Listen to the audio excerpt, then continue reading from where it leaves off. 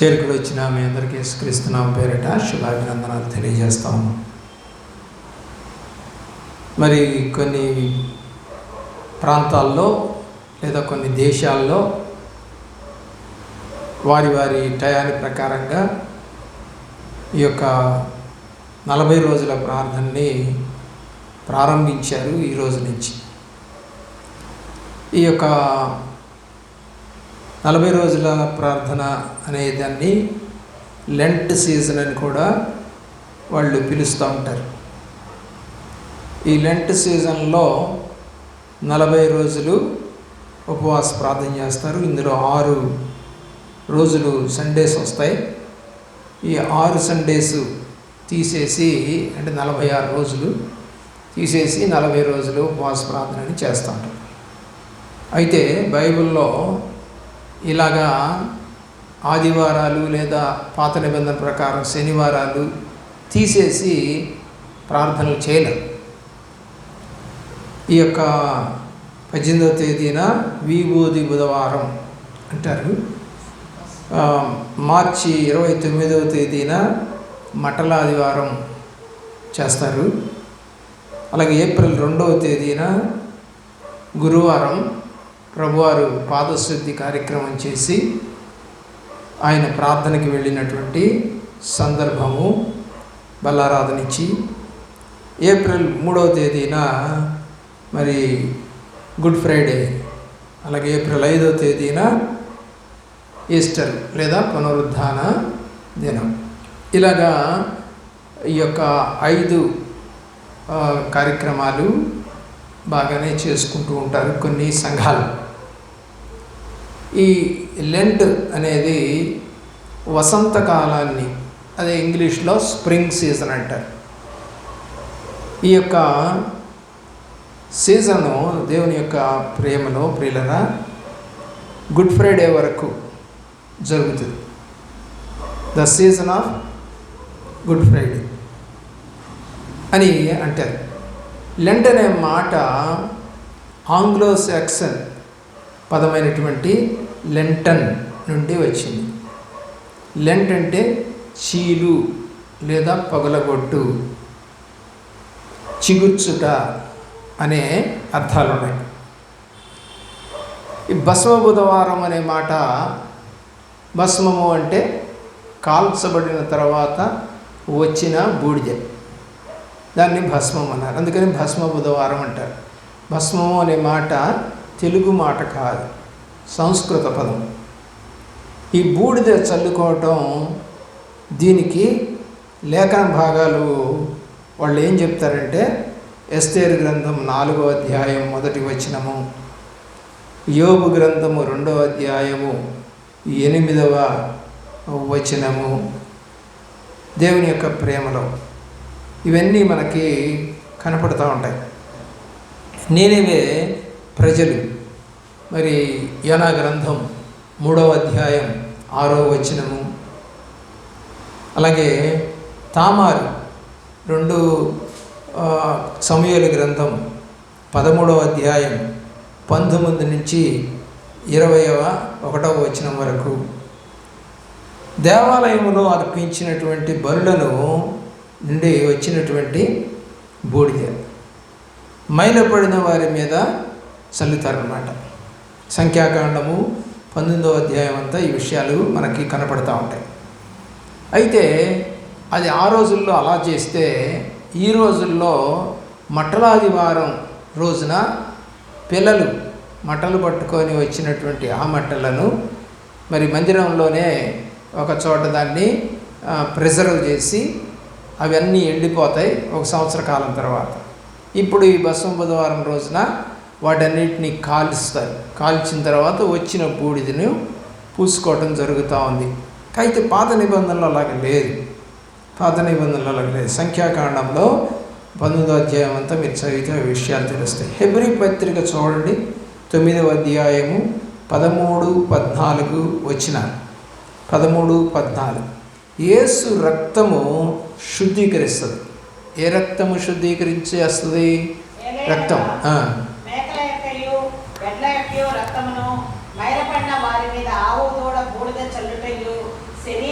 కలుగునట్లు వారిని పరిశుద్ధపరచిన ఎడల నిత్యుడగు ఆత్మ ద్వారా తను తాను దేవునికి నిర్దోషినిగా అర్పించుకొనిన క్రీస్తు యొక్క రక్తము నిర్జీవ క్రియలను విడచి జీవము గల దేవుని సేవించుటకు మీ మనసాక్షిని ఎంతో ఎక్కువగా శుద్ధి. కాబట్టి బూడిదను నొసట సిలువ వేసుకొని 40 దినాలు ఉపవాస ప్రార్థనకు సిద్ధపడుతుంటారు. మరి జనరల్గా బూడిద అంటే మనము ఇళ్లల్లో పాత రోజుల్లో అంట్లు తోముకోవటానికి వాడేవాళ్ళం. రెండవది, ఒకవేళ ఎక్కువ బూడిద కనుక వస్తే ఆ బూడిదనంతా కూడా తీసుకెళ్ళి మరి చాలామందికి ఎడ్లు లేకపోతే గేదెలు పొలాలు ఉంటాయి కాబట్టి ఒక దెబ్బ అనేది వేస్తారు. ఆ దెబ్బలో దీన్ని పారేస్తూ ఉంటారు. అలాంటి బూడిద ఏదో ఈ కాసేపు ఈ పని చేసినా ఈరోజు మిగతా బూడిద అంతా కూడా తీసుకెళ్ళి మళ్ళీ దెబ్బలోనే పారేస్తాం. అదేమీ ప్రశస్తమైనదేం కాదు. ఆ బూడిదను నొసట సిలువ వేసుకొని ఈ యొక్క బసం బుధవారం నుండి మరి 6 వారాలు అంటే 6 ఏళ్ళు 42 వస్తుంది లెక్క ప్రకారం. మధ్యలో ఇంకొక 4 ఆదివారాలు, మొత్తం కలిపి 46 రోజులు కనపడుతుందండి. ఎక్కువగా ఆర్సీఎం చర్చ్ వాళ్ళు మరి గత సంవత్సరపు మట్టల ఆదివారం యొక్క ఎండబెట్టినటువంటి వాటిని ఈ బసం బుధవారం నాడు మందిరంలో ఉంచి మరి ప్రార్థించి వాటిని కాల్చి వచ్చినటువంటి బూడిదను నుదుట మీద ధరిస్తారు. కాబట్టి నీవు మన్నే గనుక మన్నైపోదు అని కూడా చెప్తారు. ఆది కాండంలో మనకి ఈ విషయాలు కనబడతాయి. నువ్వు మట్టి నుండి పుట్టావు కాబట్టి తిరిగి మన్నైపోతావని ఆదాముతో దేవుడు చెప్పిన మాటను వాళ్ళు వాడుతూ ఉంటారు. ఈ బుధవారము మరి ఎలాగా లెక్క కడతారు? ఎవ్రీ ఇయర్ ఇలాగే వస్తుందా, మరి ఇదే తేదీన వస్తుందా అంటే రాదు. ఇదే తేదీనైతే రాదు. ఎందుకు రాదు అని అంటే ఇది ఈ యొక్క ఆచారం అనేది దేవుని యొక్క ప్రేమల ప్రియులరా మరి 2025వ సంవత్సరంలో ఈస్టరు మార్చి 5, 2026లో మరి ఈ యొక్క బసం బుధవారం ఫిబ్రవరి 18 వచ్చింది. పోయిన సంవత్సరం మార్చి 5న వచ్చింది. 27లో ఫిబ్రవరి 10వ తారీఖు వస్తుంది. 28లో మార్చి 1వ తేదీ వస్తుంది. ఎందుకండి ఇలాగా తేదీలు మారుతున్నాయి? తేదీ ఒకటే కదా. చాలామంది ఇళ్లలో చనిపోయినటువంటి వాళ్ళ గురించి జ్ఞాపకార్థ కూడికలు, అలాగే మరి పుట్టినరోజులు, అలాగే పెళ్లి రోజులు డేట్లు మారవు, అదే డేట్లో చేస్తారు. హిందువులైతే వాళ్ళకి కనుక అధిక మాసాలు అనేటువంటి కనుక వస్తే అప్పుడు వాళ్ళు ఒకవేళ ఈ నెలలో చేయాల్సింది వచ్చే నెలలో చేస్తారు, లేదా వచ్చే నెలలో చేయాల్సింది ముందే చేస్తారు. ఇలాగ కొంతమంది చేస్తారు. అయితే ఎందుకు ఇలాగ డేట్స్ మారుతాయి అని చూస్తే ఇది చాంద్రమాన ప్రకారంగా క్యాలెండరు యూదులు నడిపిస్తూ ఉంటారు. చాంద్రమానం ప్రకారంగా నడుస్తూ ఉంటారు. అయితే దేవుడు ఈ యొక్క చంద్రుడు సూర్యుడి యొక్క నడకలను బట్టి మరులు కొలపబడకూడదు అని ఇర్మీయా గ్రంథం చూడండి 10వ అధ్యాయము 1-2 వచనాల ప్రకారము ఆకాశములో కనపడు వాటికి అనుసరించకూడదు అని ప్రభువారు చెప్పారు.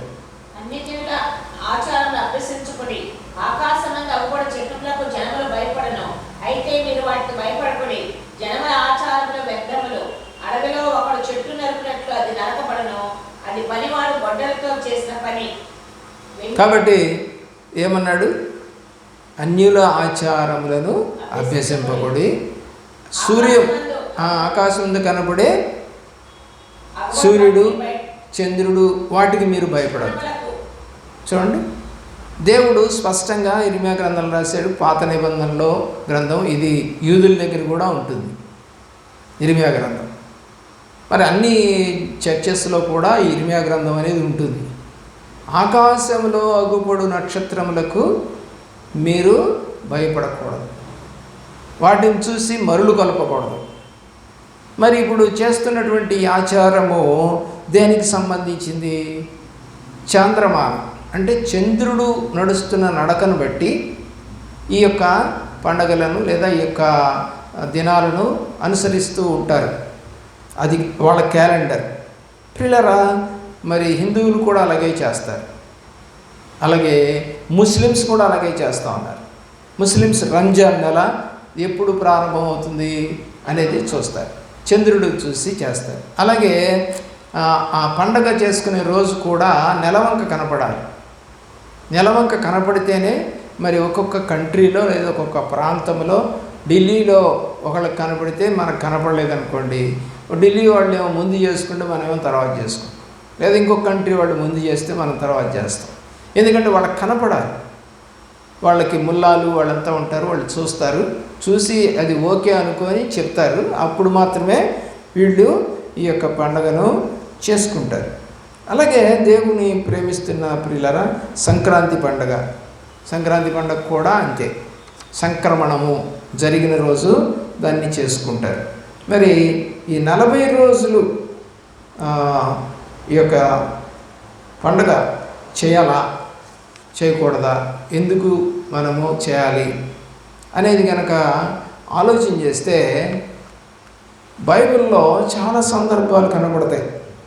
అవన్నీ నేను ఇంకొక రోజు మీకు వివరంగా ఇస్తానది. 40 రోజులు ఎవరెవరు ఉన్నారు, ఏం జరిగింది అనేది. కాబట్టి కొన్ని విషయాలు నేను మీకు తెలియచేస్తాను. దేని కొరకు 40 రోజులు చేశారు పాత నిబంధనలో, కొత్త నిబంధనలో కూడా. మోషే నిర్గమాకాండం 24వ అధ్యాయం 18వ వచనంలో ప్రభువారు కొండ ఎక్కి రమ్మని పిలిచారు. ఎవరిని? మోషేని. అయితే ఆయన ఏమని చెప్పాడా ఎన్ని రోజులు ఉండాలని? చెప్పలేదు. మోషేకి తెలియదు ఎన్ని రోజులు ఉండాలో, తెలియదు. దేవుడు పిలిచాడు, కొండ మీదకి వెళ్ళాడు. మనం చెప్పుకునేటువంటి 20వ అధ్యాయ ప్రకారంగా 10 ఆజ్ఞలు. 10 ఆజ్ఞలు ఎంతసేపు ఇవ్వాలి? ఒక పిల్లవాడు 10 ఆజ్ఞలు చెప్పమంటే ఒక హాఫ్ మినిట్లో చెప్పేసాడు. మరి దేవుడు అన్ని రోజులు ఎందుకు తీసుకున్నాడంటే ధర్మశాస్త్రం మొత్తం దాన్ని ఆయన ఎలాగా ఆరాధించాలి, మరి నాకు పరిశుద్ధ స్థలాన్ని ఎలా ఏర్పాటు చేయాలి, మందసాన్ని ఎలాగా కట్టాలి, వివరాలన్నీ కూడా ఆయన చెప్పాడు. ఆ వివరాలన్నీ కాకుండా కేవలం 10 ఆజ్ఞల్ని అనుకుంటే మాత్రం చాలా సింపుల్, 1 మినిట్లో మనము వాటన్నిటిని కూడా చెప్పేయచ్చు. దేనికోసం వెళ్ళాడు ఆయన? దేవుడు యొక్క ఆజ్ఞలను తీసుకోవటానికి వెళ్ళాడు. ఆయన ఎన్ని రోజులు ఉంచాడు అని అంటే 40 రోజులు ఇచ్చాడు. అవును. అలాగే ఎస్తేరు గ్రంథంలో 4వ అధ్యాయము 3వ వచనము మరియు 16వ వచనం కనుక చూస్తే 3 రోజులు జాతి రక్షణ కొరకు ఉపవాస ప్రార్థన చేసింది. యూదులు 1,00,000కు పైన మంది ఉన్నారండి, దరిదాపు 1,50,000 మంది ఉన్నారు. వాళ్ళందరినీ చంపేయమని ఆజ్ఞ తీసుకున్నాడు హామాను. అయితే ఆ ఆజ్ఞను మరి రివర్స్ చేయడం కోసం మొర్దెకయి మరియు అలాగే ఎస్తేరు తన చెలికత్తెలు అందరూ కూడా ఉపవాసం ఉన్నారు. యూదులను కూడా ఉపవాసం ఉండమని హెచ్చరిక చేశాడు మొర్దెకయి. అందరూ చేశారు ప్రార్థన, జయం వచ్చింది. యోనా గ్రంథము 1వ అధ్యాయం 17వ వచనము, 3వ అధ్యాయం 5వ వచనము. మరి యోనా చేప కడుపులో 3 రోజులు ఉపవాసం. అలాగే నీనివే పట్టణవాసులు తమ యొక్క దోషమును పోగొట్టుకోవటానికి 3 రోజులు ఉపవాసము చేసినట్టుగా మనకి కనపడుతూ ఉంటుంది దేవుని యొక్క ప్రేమలు. ఎజ్రా గ్రంథము 8వ అధ్యాయము 21వ వచనము మరియు 23వ వచనం. ఎజ్రా గ్రంథము 8వ అధ్యాయము 21వ వచనము మరియు 23వ వచనం. దేనికంటే సుఖమైన ప్రయాణం కొరకు. చదవండి.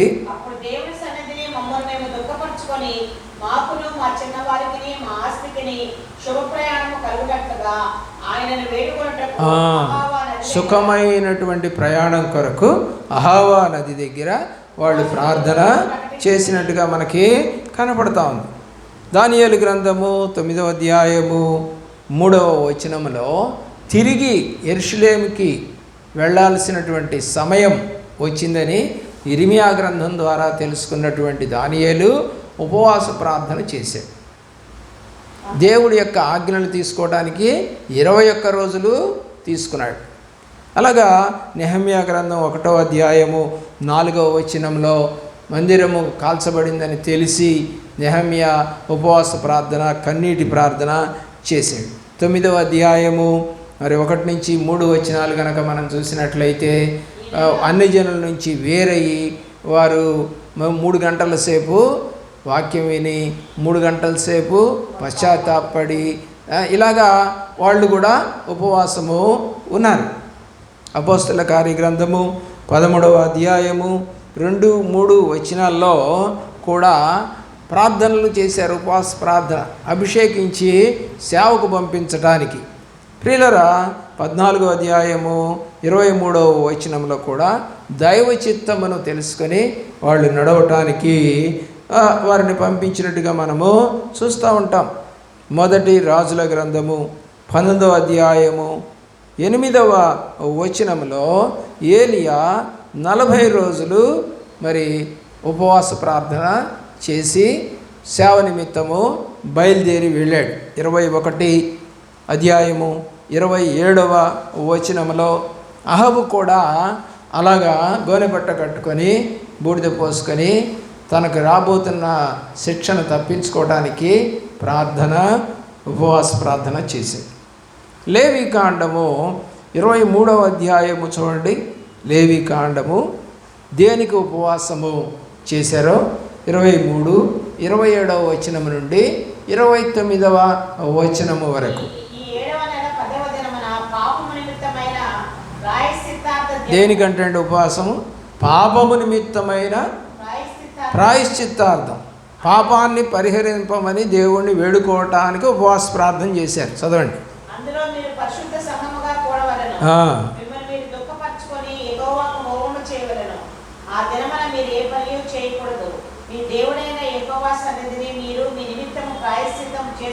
ఏ పని చేయకుండా ఉపవాస ప్రార్థన చేయమని బైబిల్ చెప్తాను పాత నిబంధన. ఎందుకు? మీ పాపము నిమిత్తము ప్రాయశ్చిత్తము చేయుటకు. ప్రాయశ్చిత్తం చేసుకోవాలంటే మరి ఉపవాస ప్రార్థన చేయాలి, మరి ఆహారం తినకూడదు అని అక్కడ వాక్యం సెలవిస్తాం. ఈ రోజున ఈ లెంట్ డేస్లో అనేక చర్చెస్లో వాళ్ళు, అన్నీ కాదులేండి, కొన్ని చర్చెస్లో వాళ్ళు గంట ప్రార్థన అంటారు. వాళ్ళు ఇష్టం వచ్చినట్టుగా ఉద్యోగాలు చేసుకోవచ్చు, వాళ్ళు ఇష్టం వచ్చినట్టుగా వండుకొని తినచ్చు. మరి ఆ రాత్రి మాత్రం 1 గంట సేపు 6 నుంచి 7 లేదా 7 నుంచి 8. ప్రియులరా, మరి ఏ పని చేయకుండా వాళ్ళు ఉంటున్నారా? ప్రాయశ్చిత్తం ఏమైనా జరుగుతుందా? అలాగే కొంతమంది మాలలు వేసుకుంటారు, కండువాలు కప్పుకుంటారు. మరి వాళ్ళు మందిరంలోనే కూర్చుంటున్నారా? బయట తిరుగుతున్నారా? మళ్ళీ వేరే కబుర్లు మాట్లాడుకుంటున్నారా? దేవుడు మాటలే మాట్లాడుకుంటున్నారా? కాబట్టి బైబిల్ ప్రకారం అయితే వాళ్ళు చేస్తున్నటువంటి ఉపవాసము సరైనది కాదు. 2 దినవృత్తాంతాల గ్రంథం యెహోషాపాతు కనపడతాడు ఇక్కడ 20వ అధ్యాయం 3వ వచనం. 2 దినవృత్తాంతం.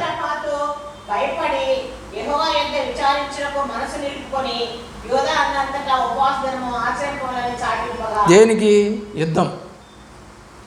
యుద్ధ సందర్భం ఇది. ఆ యుద్ధం గెలవటం అనేది ఎలాగా అంటే ప్రార్థన ద్వారా సాధించాలనుకున్నాడు. అందరినీ ప్రార్థన చేయమని కూడా కోరినట్టుగా మనము ఈ యొక్క వాక్యంలో చూస్తూ ఉన్నాం. యోవేలు గ్రంథంలో 2వ అధ్యాయం 15వ వచనం, అలాగే 12వ వచనం. 12, 15 చూడండి. 2, 12 చూడండి ముందు.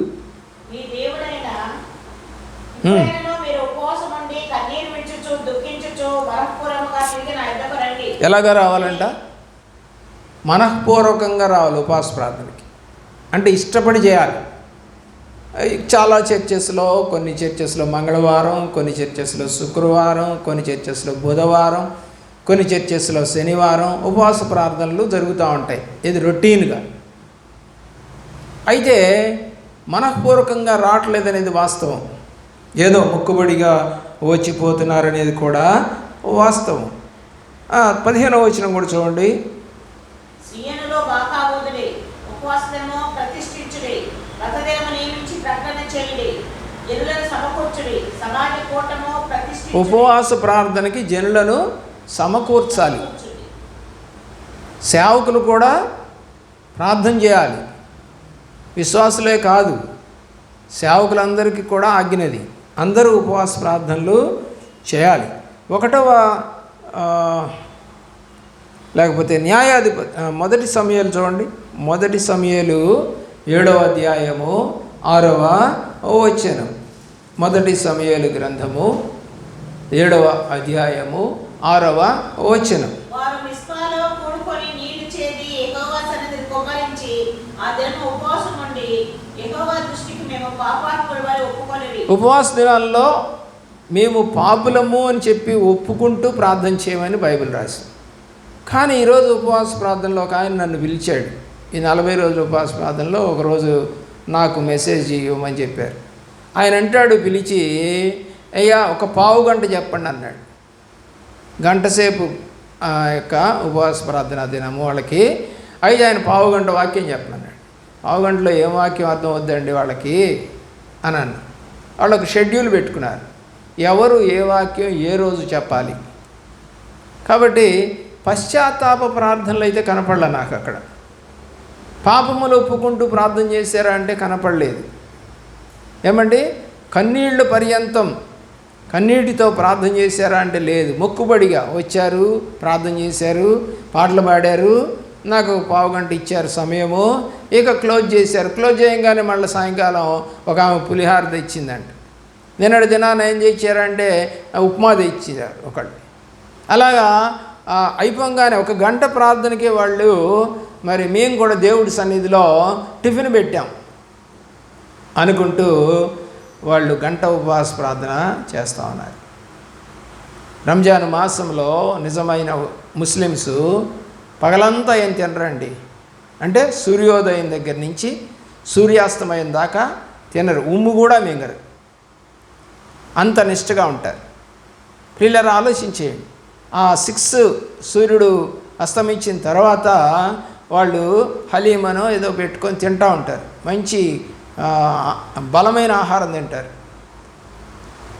అది బజార్లో ఈ రోజున అమ్ముతున్నారు. అంటే చేసుకోలేని వాళ్ళందరికీ హలీం ప్యాకెట్లలాగా బాక్సులో పెట్టి అమ్ముకుంటున్నారు.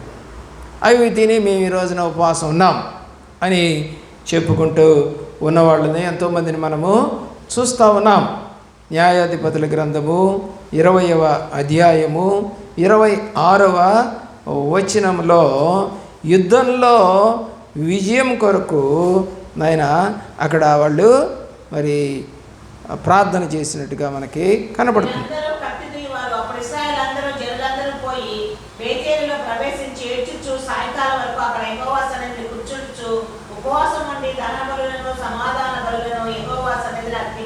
బెన్యామీలతో యుద్ధం అండి ఇది. ఆ బెన్యామీలతో యుద్ధం చేయడానికి వాళ్ళు ఏం చేశారో అక్కడ వివరం రాశారు. దహన బలులు, ఉపవాసం చేసి దేవుణ్ణి మెప్పించడానికి ప్రయత్నం చేశారు. మరికొన్ని విషయాలని మనము మరొక పర్యాయము నేర్చుకుందాం. దేవుని కృపలో భద్రపరచబడిన వారిగా ఉండి నిజమైన ఉపవాసం చేద్దాం. ఏదో ఉత్తిత్తి ఉపవాసాలు, మొక్కుబడి లాంటి ఉపవాసాలు వద్దు. హృదయాన్ని సంసిద్ధం చేసుకొని, ఇదిగో నేను ఇన్ని తప్పులు చేశాను, ఇన్ని పాపాలు చేశాను, వీటన్నిటికీ ప్రాయశ్చిత్తం పొందాలి. నువ్వేం బలి అవసరం లేదు, గొర్రెలు కానీ మేకలు కానీ. హృదయాన్ని దేవుడికి ఇప్పించు. సామెతల గ్రంథంలో అంటాడు, నా కుమారుడా నీ హృదయం నాకిమ్ము, నా మాటలు నీకు ఇంపుగా ఉండనిమ్ము అన్నాడు. బైబిల్లో చాలామంది ఉపవాస ప్రార్థనలు చేశారు. మరికొన్ని విషయాలు ఆ ఉపవాస ప్రార్థన గురించి మనము మరొక పర్యాయం మాట్లాడుకుని దేవుణ్ణి మహిమ పరుద్దాం. ప్రార్థన చేసుకుందాం. మోకరించండి.